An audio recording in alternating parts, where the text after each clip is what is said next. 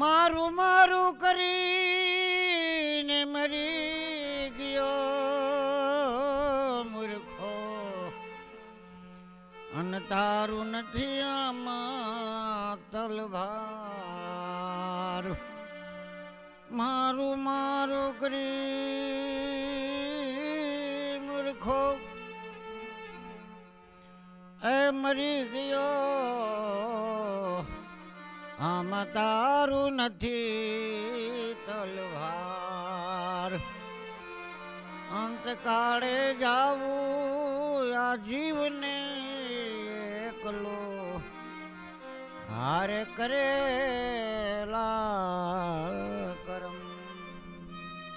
સંતોએ બહુ સારી વાણીમાં સમજાવ્યું છે કે મારું મારું કરીને મૂર્ખો મરી ગયો પણ તારું નથી તલભાર. સમય આવે ત્યારે એક દિવસ આ જીવને આ શરીર છોડીને જવું પડે છે. ત્યારે એની હારે પોતાના કરેલા કર્મ સાથે આવે છે. અને જો કોઈ બીજા પાસેથી પરાણે પડાવેલી ધન દોલત હોય તો એ કર્મ કરેલા હારે આવે છે. અને કર્મના હિસાબ પ્રમાણે આપણે કોઈ પાસેથી ઉસીના ઉધાર કોઈ પણ વસ્તુ લીધી હોય તો આ જન્મની અંદર પાછું ન દે તો બીજા જન્મે પણ એને પાછું દેવા જવું પડે.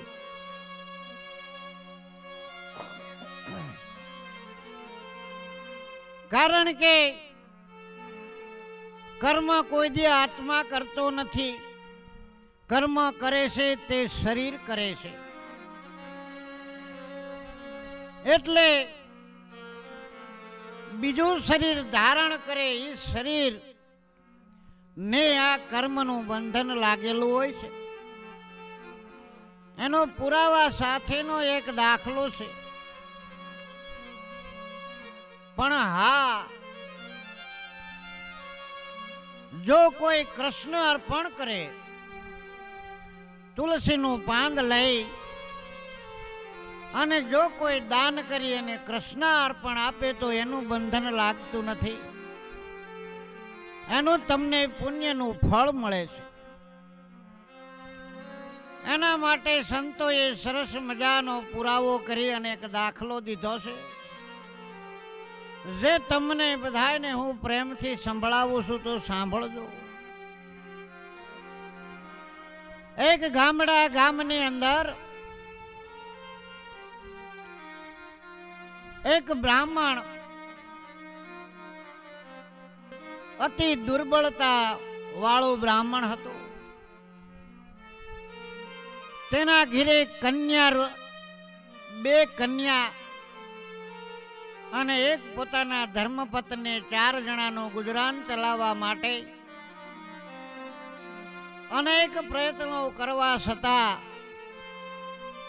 4 જણસનું ગુજરાન માન ચાલતું હતું. પણ સમય પ્રમાણે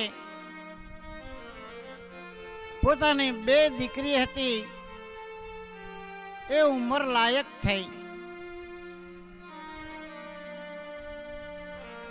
એટલે બ્રાહ્મણ તો ભગવાનના નામ લઈ અને જેમ તેમ દિવસો ગુજારતો. પણ બ્રાહ્મણના ધર્મપત્ની હતા એ સમજુ હતા. એટલે એને કીધું કે આ આપણી 2 કન્યાઓ, એના લગ્ન કરવા માટે આપણી પાસે કાંઈ છે નહીં, તો તમે આપણા જજમાનની અંદર જાઓ.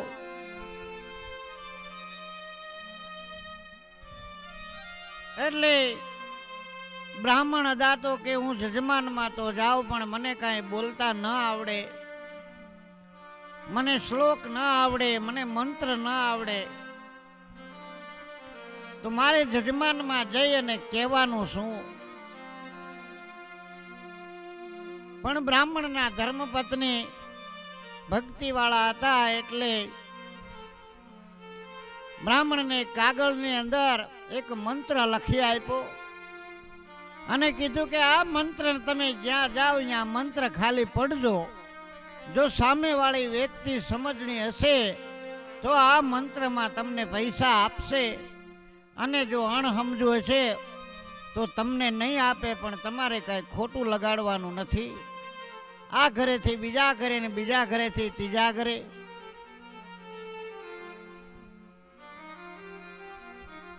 આ અદાએ તો ચિઠ્ઠી હાથમાં લીધી. થોડું ઘણું વાંચતા આવડતું હતું એટલે બોલ્યા કે ઓલા ભવના ઉધારે 1000 રૂપિયા જોઈશે. બ્રાહ્મણના ધર્મપત્નીએ ખાલી આટલું લખી દીધેલું કે ઓલા ભવના ઉધારે 1000 રૂપિયા જોઈશે.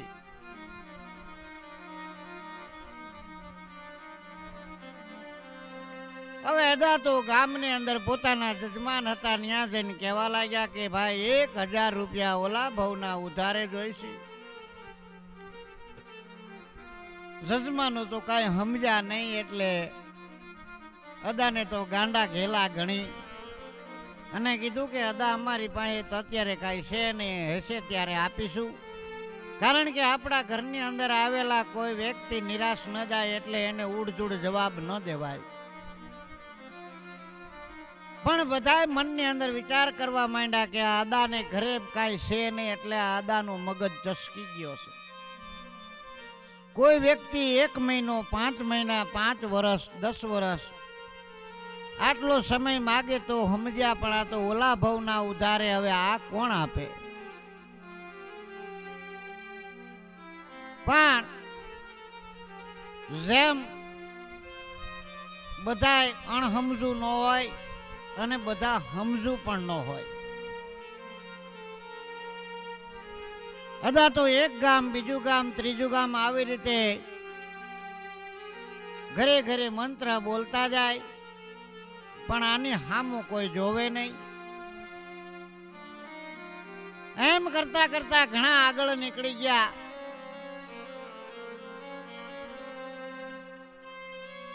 એટલે એક ગામની અંદર એક નગર શેઠ પાસે 18 રૂપિયા, ઘણું ધન, પણ શેર માટીની ખોટ. શેર માટી કોને કહેવાય?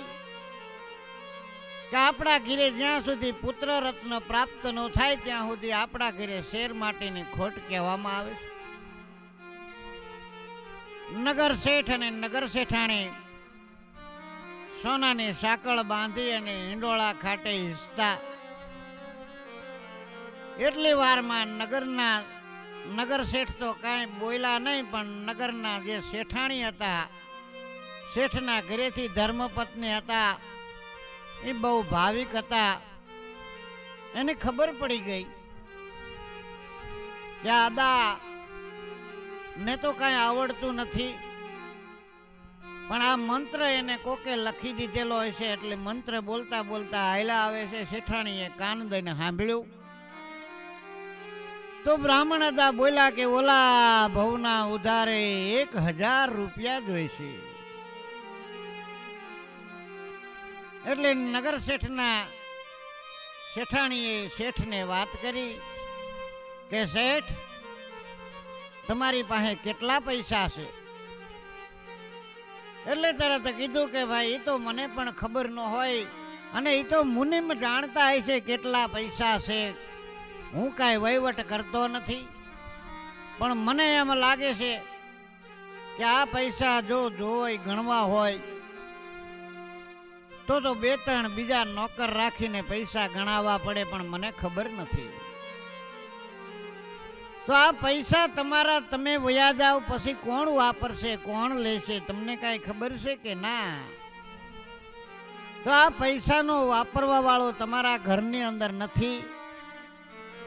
તમે આ બ્રાહ્મણ અદાને 1000 રૂપિયા આપો, હું તમને ખાતરી આપું છું કે તમારી આ વાયલી પેઢીનો વારસદાર તમને મળશે. શેઠ તો દાંત કાઢવા માંડ્યા કે ગાંડા થઈ ગયા છો કે શું? શેઠાણી કે પણ હું ગાંડી નથી થઈ ગઈ, હું વાત કરું છું એ બરોબર કરું છું. એ કે એવું જગતમાં બને નહીં. આવા તો ઘણા ઘણા માણસો આયલા આવે અને પ્રલોભન આપી અને પૈસા પડાવીને વયા જાય, એમાં આપણું કાંઈ વળે નહીં. એટલે શેઠાણીએ કીધું કે પણ આટલા બધા પૈસા છે, એમાં કદાચ 1000 રૂપિયા હોય તો ભલે, ન હોય તો ભલે, તમારે શું ફેર પડે છે? એટલે શેઠ કે હા, ઈ તારી વાત સાચી, બોલાવો અદાને ઉપર. અદાને શેઠાણીએ હાથ પાડ્યો ઝરૂખામાંથી ઊભા ઊભા કે હે અદા અહીંયા હાલો. અદા તો ઉપર ગયા, શેઠ પાસે ઉભા રહ્યા. એટલે શેઠે કીધું કે અદા શું પ્રશ્ન છે તમારો, શું મંત્ર છે તમારી પાસે? એટલે અદા તો ધીરેકથી બોલ્યા કે ઓલા ભવના ઉધારે 1000 રૂપિયા જોઈશે. શેઠે તો ચોપડો કાઢ્યો, ચોપડો કાઢી અને અંદર 1000 રૂપિયા ફલાણા ફલાણા અદાને દીધા છે, ઓલા ભવના ઉધારે, એવું લખાણ કર્યું. લખાણ કરી અને નીચે અદાને કે કરો સહી. અદાએ તો નીચે સહી કરી દીધી. હવે 1000 રૂપિયા ખીચામાં આવી ગયા. એટલે અદા તો ઘરે જવાની તૈયારી કરવા લાગ્યા. હાલતા હાલતા પાછા ઘર તરફ વળ્યા છે.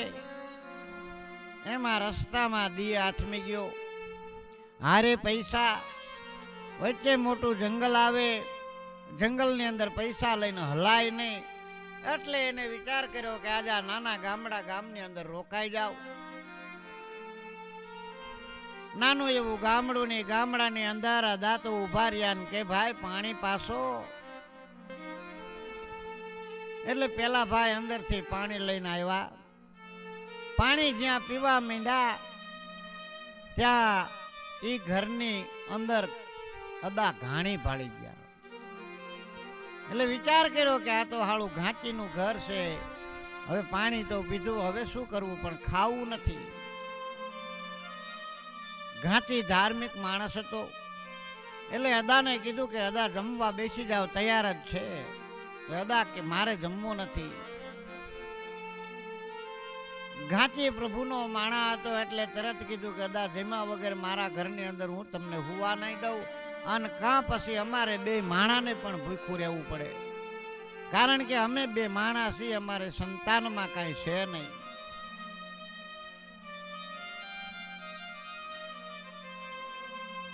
એટલે અદાએ વિચાર કર્યો કે હવે શું કરવું.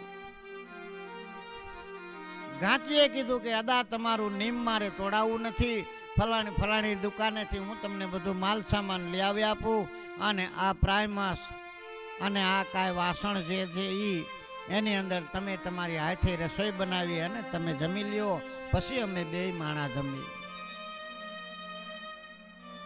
એટલે સંતોએ કીધું છે કે ખવરાવીને ખાય આને નામ સાધુ સાચા સંતો કહેવાય. અદાને તો પ્રેમથી જમાડ્યા, પછી હુઈ ગયા. પણ અદાને પાસે પૈસા એટલે નીંદર આવે નહીં. રાતના 2 થી અને 4 નો ગાળો એવો છે. કોણ જાગતું હોય? પેલા પોરે સબ કોઈ જાગે,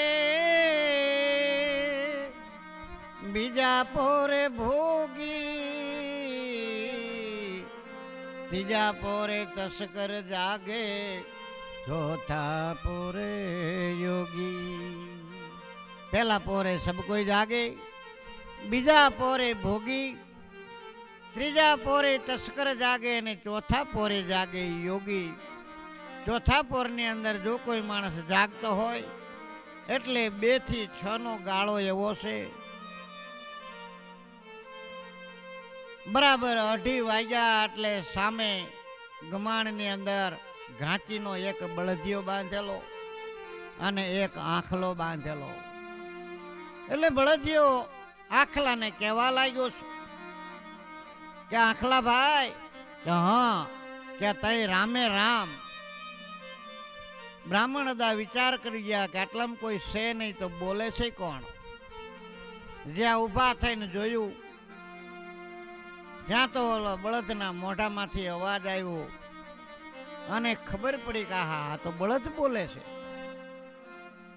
એટલે એને નિરાતે સાંભળવાનું ચાલુ કર્યું. રસ્તા વચ્ચામાં કાંઈ બોલાય નહીં એટલે કીધું છે પીપળ પાંદ ન તોડીએ, ન તોડીએ વડની ડાળ, વેતા જળમાં ન થૂકીએ ગુરુને બેહે ગાળ. કોકની વાત હાલતી હોય ને વચ્ચે આપણે ડબકા પૂરી. આ વાણી છે વેતું જળ છે એટલે કીધું છે કે વાણી ની વચ્ચે કોઈ દી ડફાકા મારવા નહીં. એટલે બ્રાહ્મણ હતા તો ચૂપ થઈ અને સાંભળવા લાગ્યા. અને બધાને બધી ભાષા ન સંભળાય. અમુકને કોકને એવી ભાષાની જ ખબર હોય ને એ જ એનો અવાજ સાંભળીએ કે બાકી બોલતા તો બધા હોય જ. પણ જેને પક્ષીની વાણી ખબર પડતી હોય એ પક્ષીની વાણીને સાંભળી શકે. પશુની વાણી પશુ બોલતા હોય તો એની વાણી સાંભળી શકે. એટલે અદા સાંભળવા લાગ્યા. એટલે આખલાભાઈ કે કેમ બળદભાઈ રામે રામ. તો કે બસ હવે જે આપણો ધણી ઘાંચી છે ને, કારણ કે માલિક છે અને એ માલિક મારી પાસે 2 આના માગે છે. હે કે 2 આના માગે છે. કાલે સવારે કોઈ ઘાણી કઢાવા વાળો આવશે. ઘાણીના 2 આના ભાવ હાલે છે અને 2 આના હું એને મારી મહેનત મજૂરી કરી અને હું આપી દઈશ એટલે મારો આ દેહ પડી જાય છે અને મને બીજું ખોળિયું મળી જશે.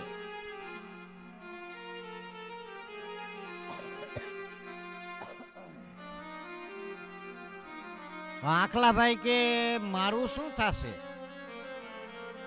એટલે બળદભાઈ બોલ્યા કે ભાઈ તારે હજી 1000 રૂપિયા દેવાના છે. હે કે 1000 કે હા, આપણો માલિક તારી પાસે 1000 રૂપિયા માગે છે. તો 1000 માગે ત્યાં સુધી મારે ઘાણીએ ફરવાનું કે હા એ તો તે ઓલા ભાવ લઈ લીધા હોય એટલે આ ભાવ દેવા પડે ભાઈ, એમાં નો હાલે. અરે બળદભાઈ મારો કાંઈક છુટકારો થાય એવો ખરું.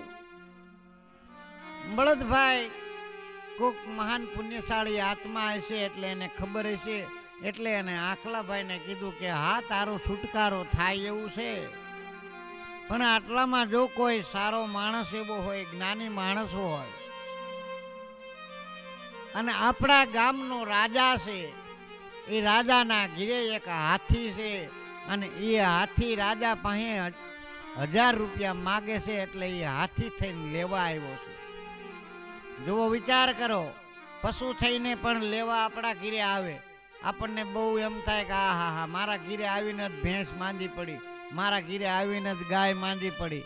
પણ એવું નથી હોતું. આપણા ઘરે પૈસા માગણા હોય એટલે લેવા આવ્યો હોય એટલે એવો કોઈ દી ખોટો વિચાર નહીં કરવાનો. અને જો કદાચ એને ઓલા ભવે ન લીધા હોય આપણે એના, તો આપણને એ ઓલા ભાવ પાછા દેવા આવશે. એટલે જાય એનો પણ અફસોસ નહીં કરવાનો અને આવે એનો પણ અફસોસ નહીં કરવાનો. એટલે કે પણ એ કેવી રીતે બને.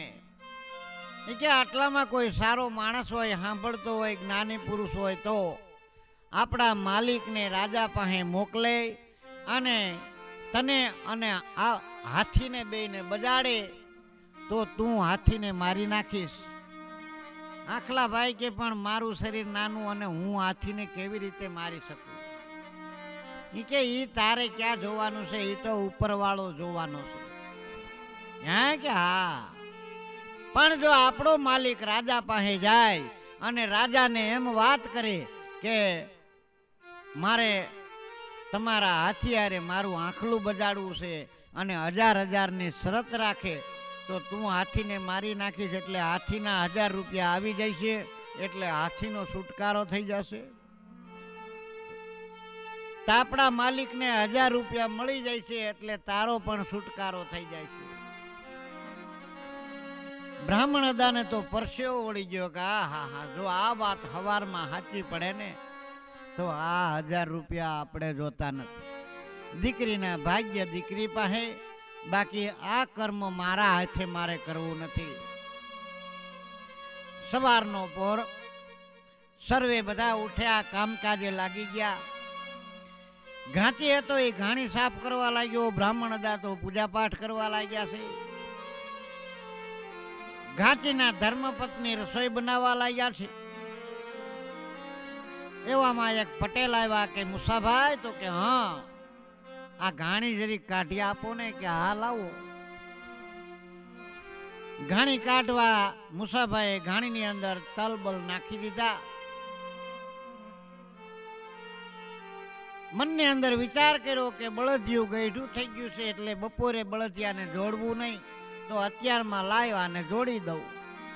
એમ કરીને બળદિયાને તો થોડોક ધમારીને હરખો કરીને હાથ બાથ ફેરવીને બળદિયાને ઘાણી આરે જોડી દીધો. ઘાણી આરે જોડી દીધી અને ઘાણી ચાલુ કરી. 8, 9, 10 મિનિટની અંદર ઘાણી નીકળી ગઈ.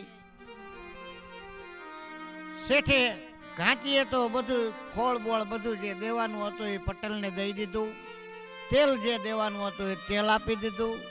એટલે પટેલે પૂછ્યું કે મુસાભાઈ કેટલા દેવાના? તો કે 2 આના. 2 આના પટેલે હાથમાં લઈ અને મુસાભાઈને દીધા. મુસાભાઈએ પોતાની જે પેટી હતી પેટીની અંદર નાખ્યા અને બળદિયાને ખોળનું બટકું ખવડાવ્યું અને બળદિયો પડ્યો ને બળદિયો મરી ગયો. પડ્યા ભેગો બળદિયો મરી ગયો ને મુસાફરની તો રાડ ફાટી ગઈ. ઘરના ધોડીને આવ્યા બધા, આ હા હા, શું થયું? કે આપણો બળદિયો મરી ગયો. કરે રે રે રે, આપણો તો આ હાથ હતો, જમણો હાથ હતો, એ ભાંગી ગયો. ભારે કરી બધા રોકકળો કરવા માંડ્યા. બ્રાહ્મણ હતા તો બેઠા બેઠા વિચાર કરે કે મારું દીકરું રાતે જે વાત સાંભળી હતી એ જ થઈ. હે કે 2 આના પેટીમાં નાખ્યા અને ખોળનું બેટકું આ બળદિયો ખાવા રોકાણો નહીં. એમ જેની તૂટી એની કોઈ દી બુટી હોતી નથી. બુટી એટલે દવા, એની કોઈ દવા મળતી નથી. એટલે બ્રાહ્મણે કીધું કે ભલા માણા બધા સાના રહ્યો, આ તો લેણ દેણના સંબંધ હતા. કે અરે અદા, લેણ દેણના સંબંધની તમને ખબર પડે, અમને મૃત્યુલોકના માનવીને ન ખબર પડે. તમે તો સંત જેવું જીવન જીવતા હોય એટલે તમને ખબર પડે, એટલે તમને અફસોસ ન થાય. અમારો આ બળદિયો ગુજરી ગયો, અત્યારે 50-100 રૂપિયાનો બળદિયો આવે, હવે અમારે લેવા ક્યાં જવું? એટલે બ્રાહ્મણ અદાએ તો 1000 રૂપિયા હતા એ ખીચામાંથી કાઢીને કીધા કે તને 1000 રૂપિયા મળે તો. એટલે કે અરે અદા, જો 1000 રૂપિયા મળી જાય તો હારામાં હારું કામ થઈ જાય, તમે ભગવાન કહેવાય. તો કે તારા ગામમાં રાજા રહીએ છે? રાજા? તો કે હા. એ રાજા પાસે તારે જવાનું અને ત્યાં જઈને કહેવાનું કે મારે તમારા હાથી આરે મારું આંખલું બગાડવું છે. હોળી ઘાંચી મોળો પડી ગયો કે અરે આદા, તમે શું વાત કરો છો? મારું બળદિયું તો તમે ટાયા આવ્યા, તમારા પગલે ટળી ગયું, અને હવે મારું આંખલું પણ તમારે ટાળવું છે. તમે કેવા છો દાદા? મેં તમને ખવડાયું પીવરાયું અને તમે મારા ઘરની અંદર આવી. એટલે અદા કે પણ આ 1000 રૂપિયા હું તને આપું છું ને, એ તું લઈ જા અને તારા ગામના રાજાને જઈને કહેજે કે મારું આંખલું તમારા હથિયારે બજાડવું છે ને આ 1000 રૂપિયાની શરત. જો મારું આંખલું મરી જાય તો આ 1000 રૂપિયા હું તમને દઈશ. તમારો હાથી મરી જાય તો 1000 રૂપિયા તમારે મને દેવાના. એટલે ઘાંટીને તો 1000 રૂપિયા મળ્યા એટલે તરત જ ઘાંટી તો ત્યાંથી હાલતો થયો. રાજ દરબારની અંદર આવ્યો. રાજા તો બરાબર હજી તો સ્નાન કરવાની તૈયારી કરતા, પણ નાનું ગામ હતું એટલે તરત ખબર પડી ગયેલી કે ઘાંટીનો બળદિયો મરી ગયો. એટલે ખજાનચીને હાથ પાડીને કીધું, ખજાનચી, આપણા ખજાનામાંથી 50 રૂપિયા આ મૂસાને આપો, એટલે એ નવું બળદિયું લઈ લે, એનું બળદિયું મરી ગયું છે. એટલે મૂસો તો રાજાને કહેવા લાગ્યો કે પ્રભુ 50 રૂપિયા તો ઠીક છે, પણ હું કામે આવ્યો છું. તો કે બોલને શું કામ છે? તો કે તમારો હાથી છે ને? તો કે હા, એને હારે મારું આંખલું બજાડવું છે. એલા મૂસા, તારું બળદિયું મરી ગયું એટલે તું ગાંડો થઈ ગયો છો. ભલા માણા, હાથીને કાંઈ આખલું પહોંચે નહીં. નહીં મહારાજા, મારે આખલું તમારા હાથી હારે બજાડવું જ છે. અને આ 1000 રૂપિયાની શરત. એમ કરીને ખીચામાં 1000 રૂપિયા હતા, એ 1000 રૂપિયા કાઢીને મૂક્યા.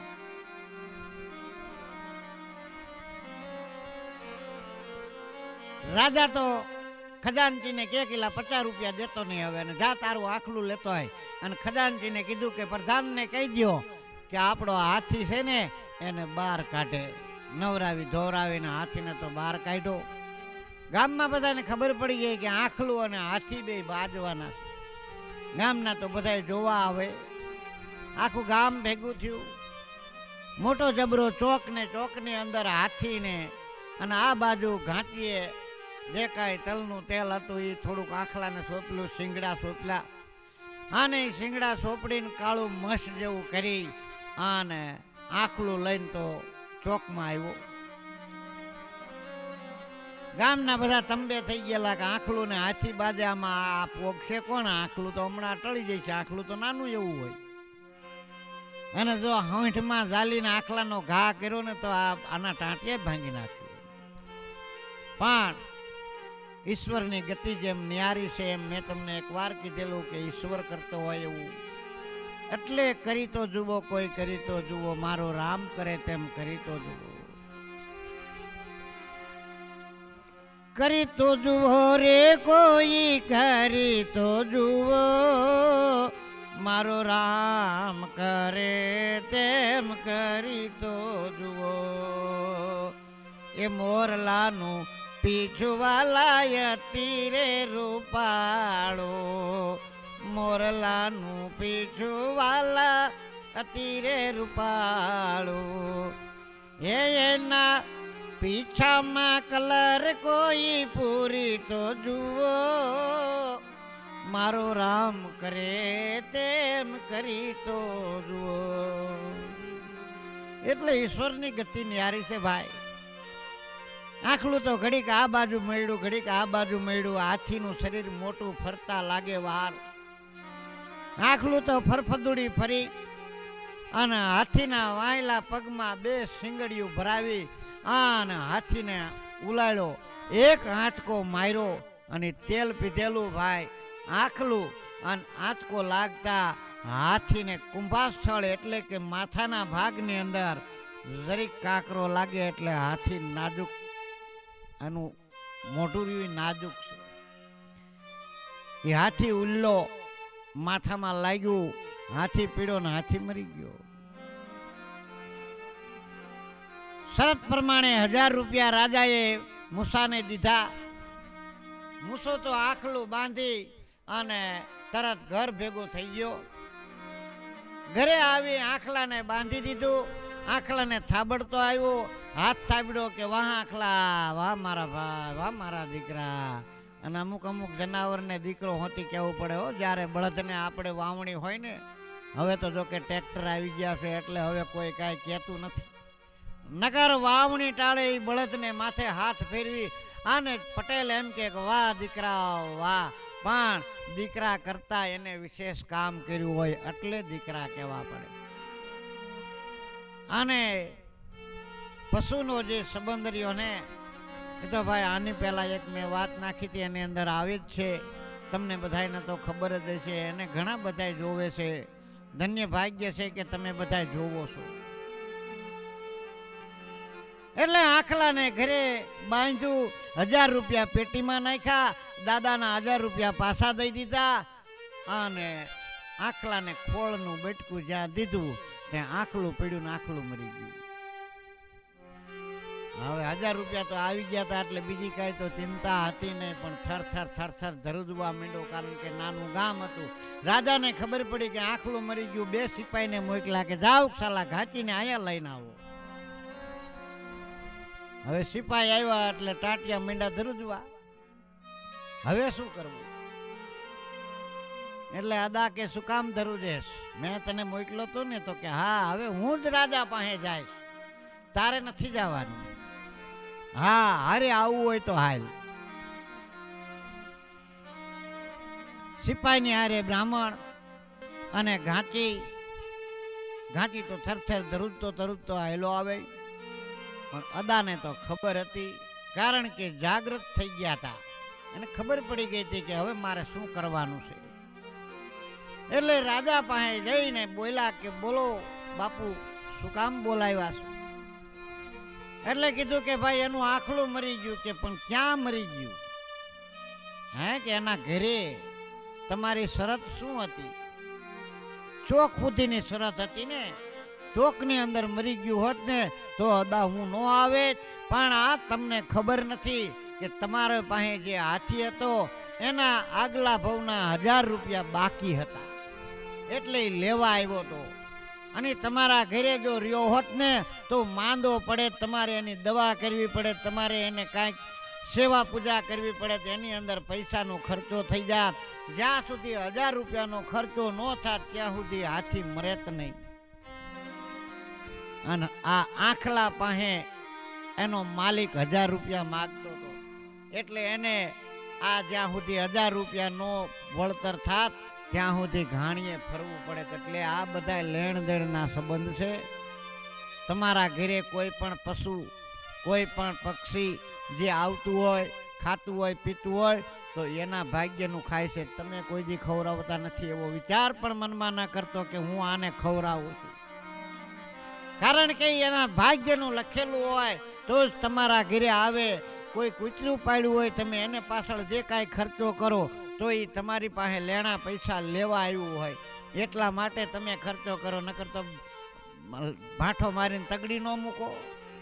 પણ એને તમારે દેવા પડે અને દેવા પડે. એટલે રાજા તરત સમજી ગયો. એને કીધું કે બાપુ તમે શું કામે નીકળ્યા હતા? એટલે બ્રાહ્મણે વાત કરી કે ભાઈ મારા ઘરે 2 કન્યા રત્ન છે, 2 દીકરીઓ છે, ઉંમર લાયક થઈ ગઈ છે, એટલે એના લગ્ન કરવા માટે પૈસા નહોતા. અને મને તો આ લાઈનની ખબર પણ નથી કે આ લેણ દેણના સંબંધ આવા હોય શું હોય. પણ મારા ધર્મપત્નીએ મને એક મંત્ર લખી દીધો હતો, અને મંત્ર એવો હતો કે ઓલા ભવના ઉધારે 1000 રૂપિયા જોઈએ. પણ હવે મને ખબર પડી કે ઓલા ભવનું ઉધાર કરવાનું નથી, આ ભવે ને આ ભવે મારું ઋણ ચૂકવી દેવું છે. એટલે મારે અત્યારે ને અત્યારે શેઠ પાસે પાછું જવું છે. રાજા કે પણ અમારે દાન તમને કરવું છે, તમે આટલું અમને સમજાવ્યું. તમારે દાન કરવું હોય તો તુલસીનું પાન લઈ, જમણા હાથની અંદર તુલસીનું પાન લઈ અને કૃષ્ણ અર્પણ, એટલે કે ભગવાન ભરોસે તમે જાણો અને ભગવાન જાણે, મારા શરીરની હારે કોઈ સંબંધ નહીં. એટલે ગમે ત્યાં વસ્તુ સાધુ સંતો લઈ અને તરત સ્વસ્તિ કલ્યાણ, ઠાકર લેખે આવું બોલતા હોય, એમનામ ન બોલતા હોય, સમજીને બોલતા હોય. એટલે એવો વિચાર કરવો કે ઠાકર લેખે બોલવું એ કાંઈ હેલી વાત છે નહીં. અને જો ઠાકર લેખે ન બોલે અને એમનામ પૈસા ખીચામાં નાખી દે, તમે કપડાનું દાન કર્યું હોય ને એમનામ નાખી જ લઈ લે, થેલામાં નાખી દે, તો એને પાછું દેવું પડે અને દેવું જ પડે, એમાં ન હાલે. એટલે સ્વસ્તિ કલ્યાણ, દાદાએ તો તુલસીનું પાન લઈ સ્વસ્તિ કલ્યાણનો સંકલ્પ મુકાવી અને તરત જ 1000 રૂપિયા કન્યાદાનની અંદર દીધા. 1000 રૂપિયા આવી ગયા. એટલે રાજી થતા બ્રાહ્મણ પાછા ઓલા શેઠને ઘરે ગયા. હવે જ્યાં પાછા શેઠ તો આમ જોવા મીંડા, તરત જ શેઠાણીને બોલાવ્યા કે જો હું નહોતો કહેતો કે આને ન દેવાય, આ ફરીને પાછો આવ્યો. શેઠાણી કે એ આવ્યો તો ત્યારે સમજા વગરનો હતો અને હવે આવ્યો છે એ સમજીને આવ્યો છે.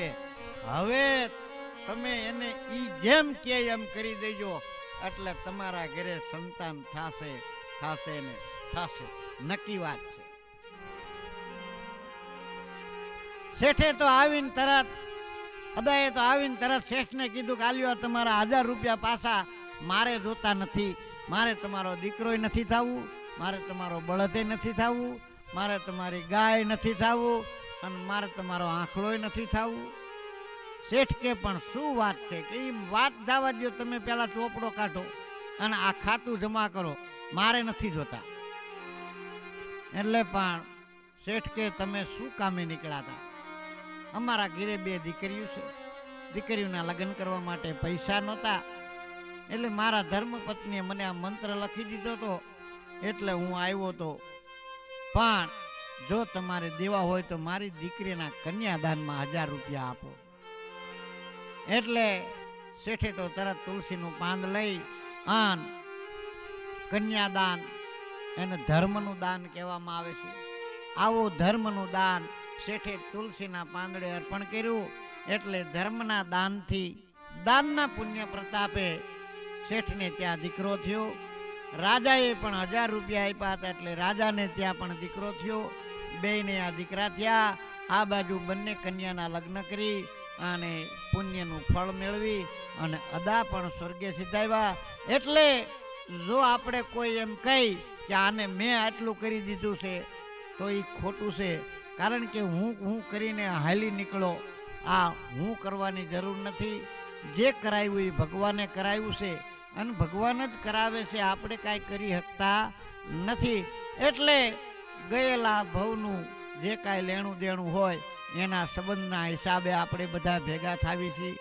આપણે એકબીજાના ઘીરે જમવા જ આવી છીએ. આપણે એકબીજાને ઘીરે કાંઈક સારા મોળા પ્રસંગ હોય ત્યારે જે પૈસા દઈ તો એમ માનવાનું કે આ આપણું ઋણ છે, એ ઋણ આપણે ચૂકવી રહ્યા છીએ. અને કદાચ આપણી પાસેથી કોક લઈ ગયો હોય તો એ આપણને દીકરો થઈને દેવા આવશે એવો વિશ્વાસ રાખવાનો.